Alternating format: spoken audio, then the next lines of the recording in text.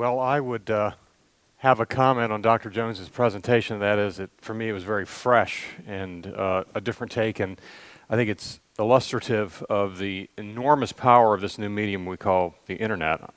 It seems like almost anything is possible through it, and I like the phrase shared decision making because I do think that from what I've seen as a layperson, the most effective medicine is practice, is partnerships between patients and physicians. And shared decision making, so much can be conducted in a multiple number of ways, including online. So that's what we want to talk very quickly about now before we have, I think, the last presentation and we go our ways. Basically, one of the things that we talked about yesterday and we see today repeatedly is there is so much information, and decision making is very difficult because of the overwhelming amount of information available through all the media today, both online and through television, still in print and elsewhere. But I would like to remind everybody that so much about healthcare is about conversations and communications.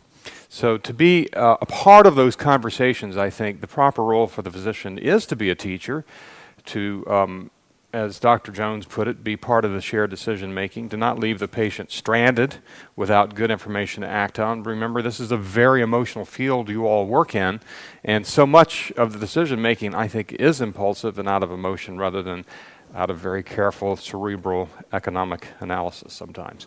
So one thing to remember, I think, about the internet is that there are so many venues that are available to you now. When you have information, when you have knowledge that you can communicate to patients, it no longer has to be in the exam room. It can be across many platforms. And the idea here with the internet is that you can repurpose that information across those platforms quite efficiently. And these that I just looked at are the ones I'm going to talk about today. But I do want to talk about what I call the moose principle. I think everybody here has seen at least photographs of moose. These are a very common animal where I live in Colorado, high in the mountains. They're very unpredictable. They will charge people without warning, sometimes at a great distance. You didn't do anything to them. You just got maybe too close to them. In some cases, it's hundreds of meters away. And they can be quite irascible and quite a problem.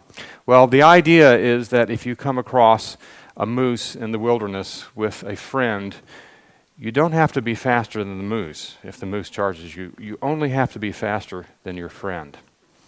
That's an important principle in marketing.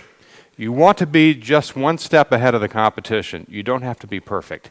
And I think one of the realities about science, and by the way, of my 3 degrees, 2 are in science and technology, so I feel somewhat qualified to say this. In science and technology, we look for certainty, and there's so much uncertainty. There's so many questions that don't have absolute fixed answers, in marketing especially, and just remember to run faster than the competition so that you don't become a victim of the moose. So we talked yesterday a little bit about the blog being what I call the headwaters of online teaching. If you're a good doctor blogger, meaning once a month or more, if you can go to your website and say something of meaning to your patients and prospective patients through the internet, then you've got a nice running accumulation of information that you can do a lot with, or actually you can have others do a lot for you. It doesn't take much to take those and make those really work well for you and to reach a lot of people with them. I picked, this is actually a fairly new client of ours. We've been working with the University of Colorado OBGYN department for about a year now, a little less than a year, and their REI section is quite good at blogging, and one of the things I like about them is they really do address the patients on their terms and not on physician terms. I actually do read Fertility and Sterility and some other medical journals and feel I have some working familiarity with them, and it's so important to remember that's not patient language. What patients are really interested in are things like irregular cycles, amenorrhea, dieting. You cannot go wrong with talking about dieting. By the way, a very close friend of mine is editor of Men's Health, and they publish many books on dieting. They all are million sellers. So dieting is a can't miss kind of patient talk topic, as is very practical things like do home sperm testing kits work? Are they effective? How should they be used? All of these are very consumer-oriented kinds of topics that are perfect for blog. You don't want to comment on what you've read so much in FERT and STIRT. Instead, you want to be a little more attuned to the mass communications and to mass topics out there. I mean, Octomom actually is a good one. It really raised, in the United States at least, consciousness of this whole idea of numbers of embryos transferred and so on, raised it to a mass level. So the University of Colorado OBGYN department, the REI section especially, does an outstanding job of really drilling into those consumer topics.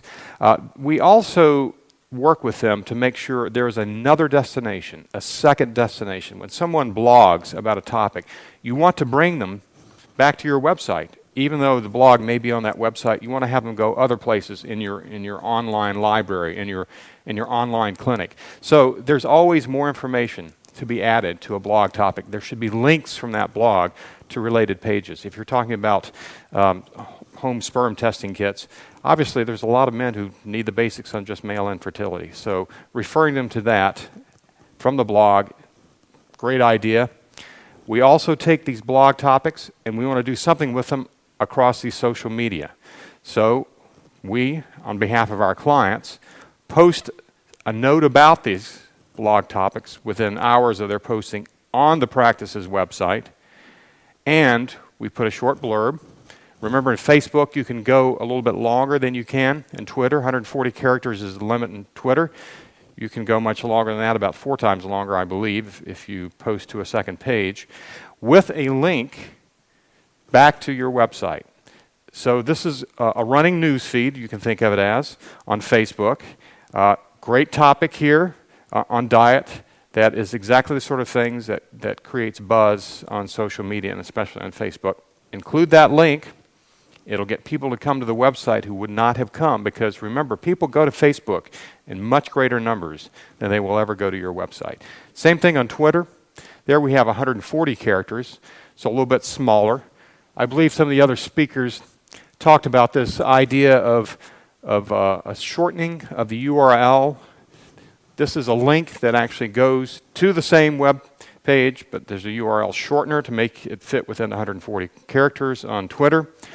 Twitter's a different medium. I won't get into the nuances, but it is much more of a telegraphic kind of medium, so you have to be much shorter in your selection of words. Same idea, though. Bring them back to the blog, and then hopefully from the blog we move them to other areas of the website.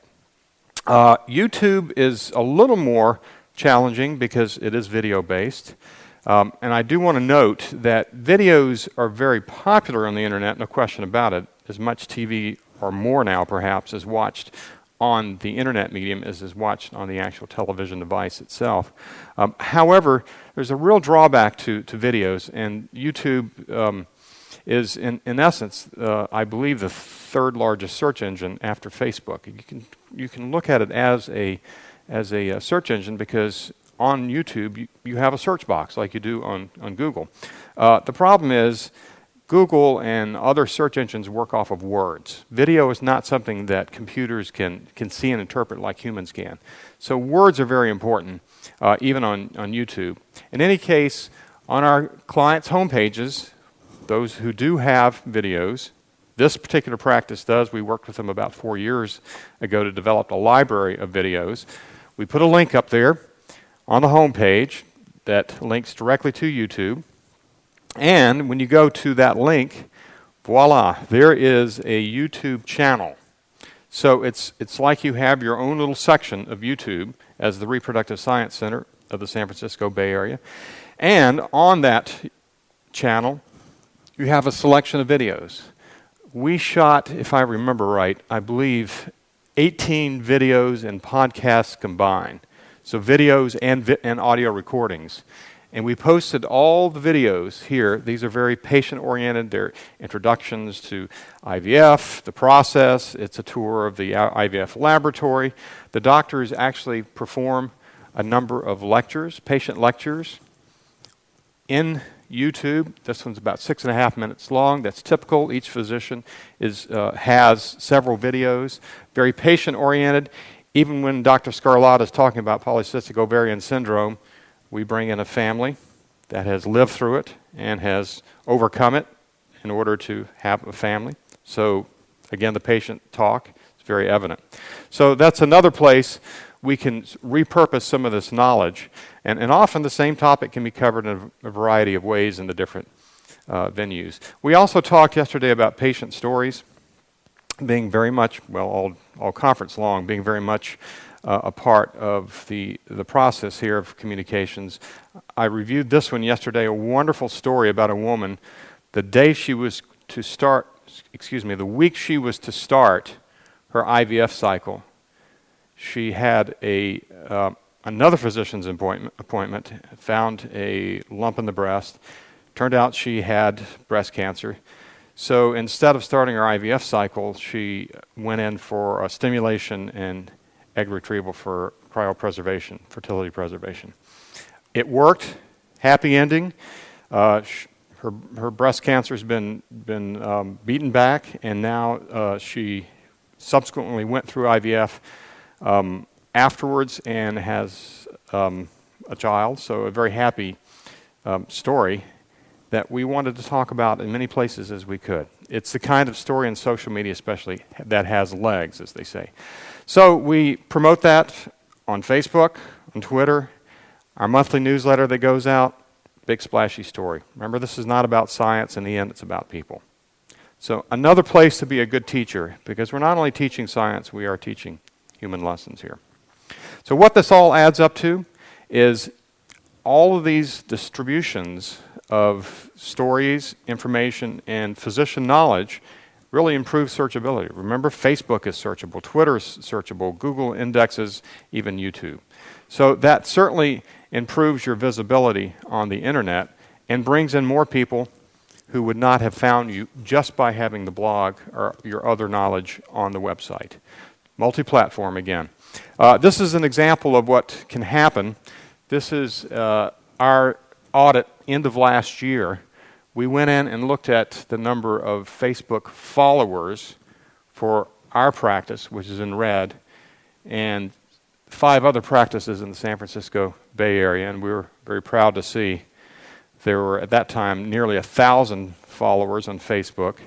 The next largest visibility was in green here, about 174.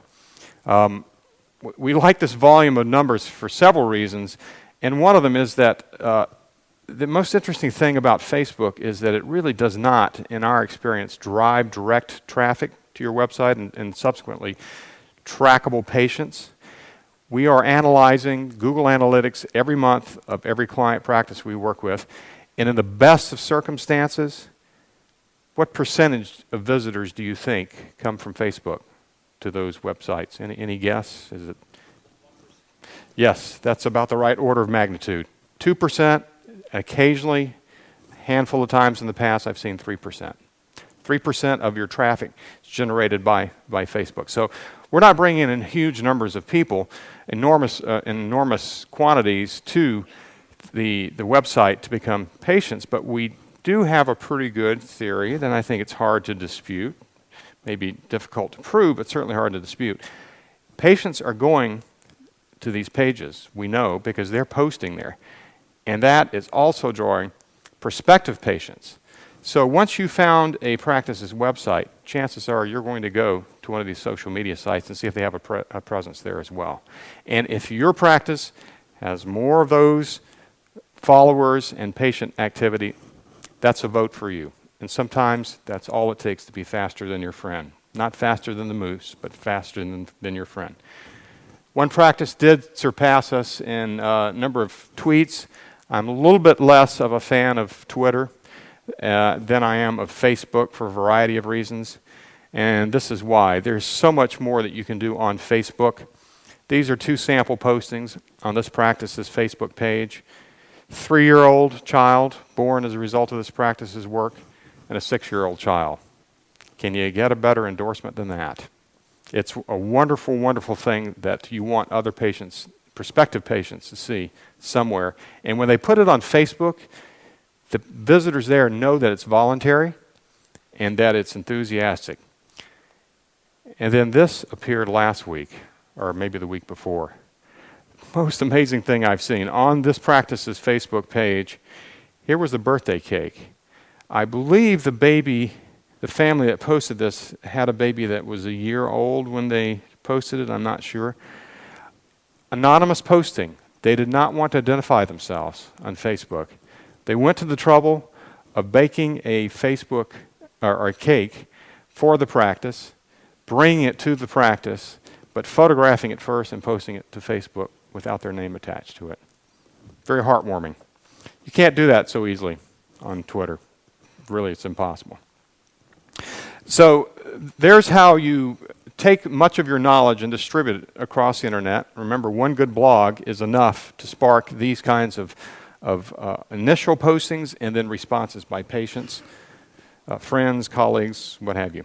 I did want to talk a little bit today about one topic. Unfortunately, we're out of time. Maybe we can do this at the next IVF World Congress on this topic.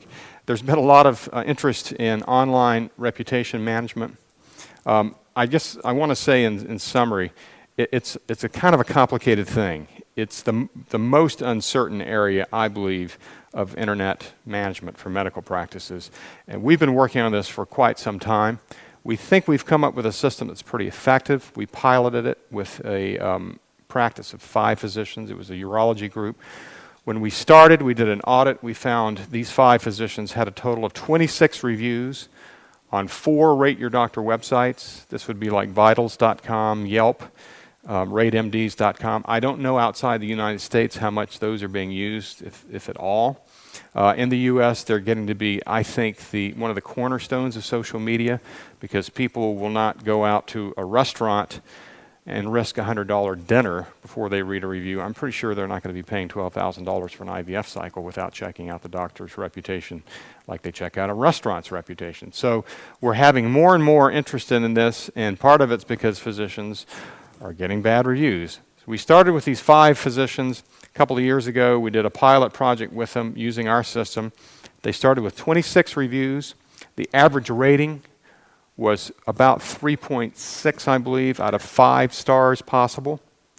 A year later, after we implemented the system, they went from 26 ratings on 4 websites to 160 ratings, and 3.6 stars had risen to 4.4 stars.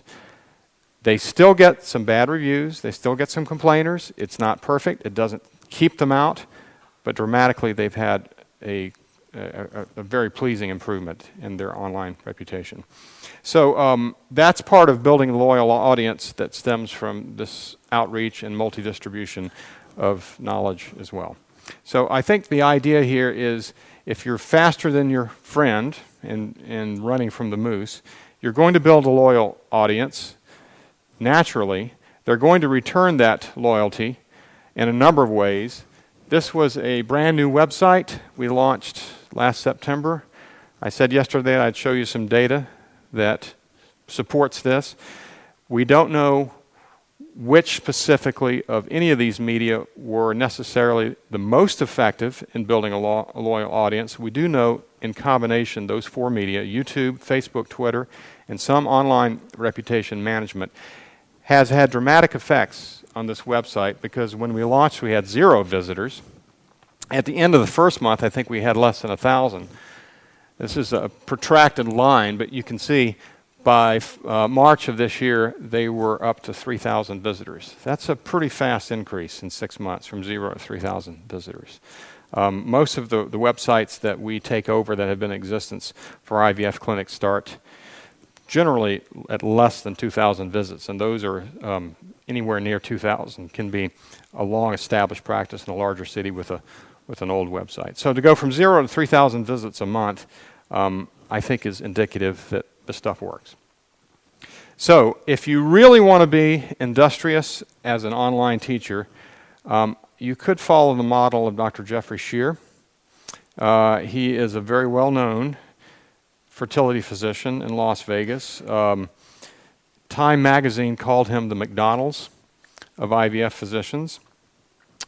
He's flamboyant, a bit controversial, but he really knows how to sell himself, and the way he sold himself through the years is by being very overt about sharing his knowledge. He has a number of forums on his website, and there are, by last count, I think over 200,000 postings on there. They're not all his, but he's pretty active on it. He goes on regularly, and as you can see, if you can see these numbers, one posting, one thread has 8,000 topics on it and nearly 18,000 replies to it.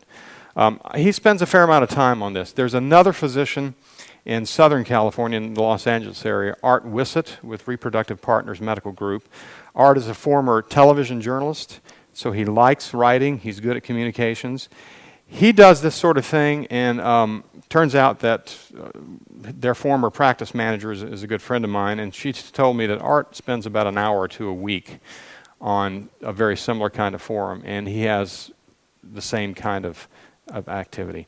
I think that's the extreme end of physicians who will spend the most time on these things. It's not necessary for you to do that sort of activity on a regular basis. Like I say, once a month would be wonderful for most of you, especially in multi-physician practices. I want to say what a thrill it's been to be here and meet so many of you from around the world. This has been a highlight of my 13 years of working with IVF clinics, and I'm most impressed with physicians. Every time I go to a conference like this, I can't believe how good you guys are at being students. You're so devoted and good attentive listeners, and I really want to appreciate your time and attention, and it's been an honor being here, and I hope to see you all at another one of these sometime soon. Thank you.